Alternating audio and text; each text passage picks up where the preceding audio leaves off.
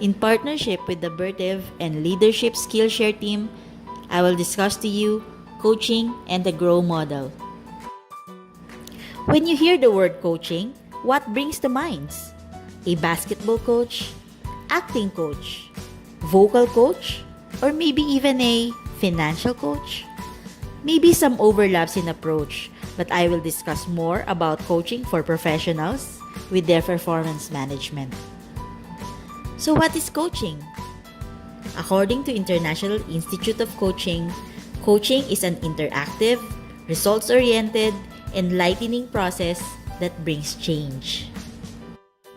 It is also a process of helping people learn to grow and develop in order to meet their full potential. There were 3 types of coaching in improving performance: proactive coaching, reactive coaching, and some with serious performance problems. Proactive coaching is more of a future-oriented process. It guides people toward success in new or existing challenging situations. Reactive coaching is a review of past tasks. It can be a potentially sensitive discussion, and it also guides people in improving or enhancing work performance.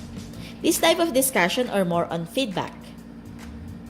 In giving feedback, coaches can also use the STAR or the STAR AR method, which can be discussed in further leadership Skillshare training videos.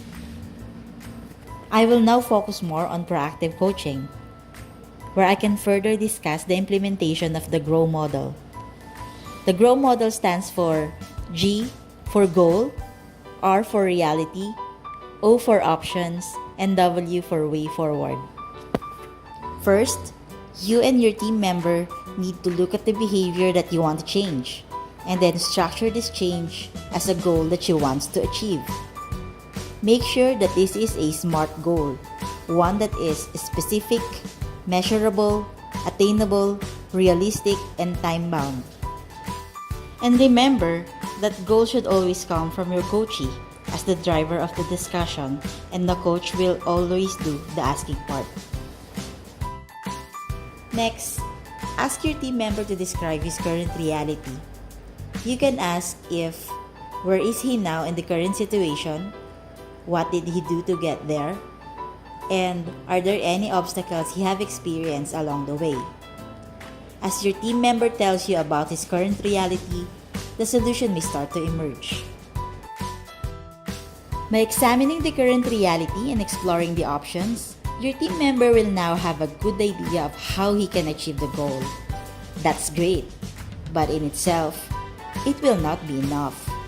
The final step is to get your team member to commit to specific actions in order to move forward towards his goal. In doing this, you will help him establish his will and boost his motivation. And finally, decide on a date when you'll both review his progress. This will provide some accountability and allow him to change his approach if the original plan isn't working. A coaching discussion has a whole lot of asking and less on telling from the coach.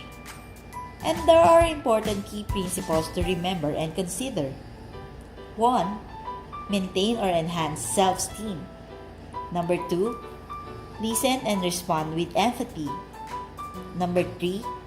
Ask for help and encourage involvement. Number 4. Share thoughts, feelings, and rationale. In this way, you can build trust to your coachee. Number 5. Provide support without removing responsibility. This will build ownership for your coachee. So how does the GROW model works? Simple. Ask the right questions. Here are some sample questions that you can ask in the goals discussion. What is the goal you've set yourself? Why do you want to achieve this goal? How important is it for you to achieve this? How would you like it to be in the future? And for reality, what is actually happening? What obstacles do you see? What are the pros and the cons? What factors are contributing to this? For options, What could you do to change the situation? Who might be able to help? And if you're to do this, how might you go about it? And for way forward, what are your next steps? When do you plan to do this? How committed are you? Having consistency and a uniform approach in coaching enables you to coach effectively with strategy and direction. And by using Grow Model, you can instill confidence to your team member, and it is a great way to encourage independence of thought and stimulate growth and development throughout your team.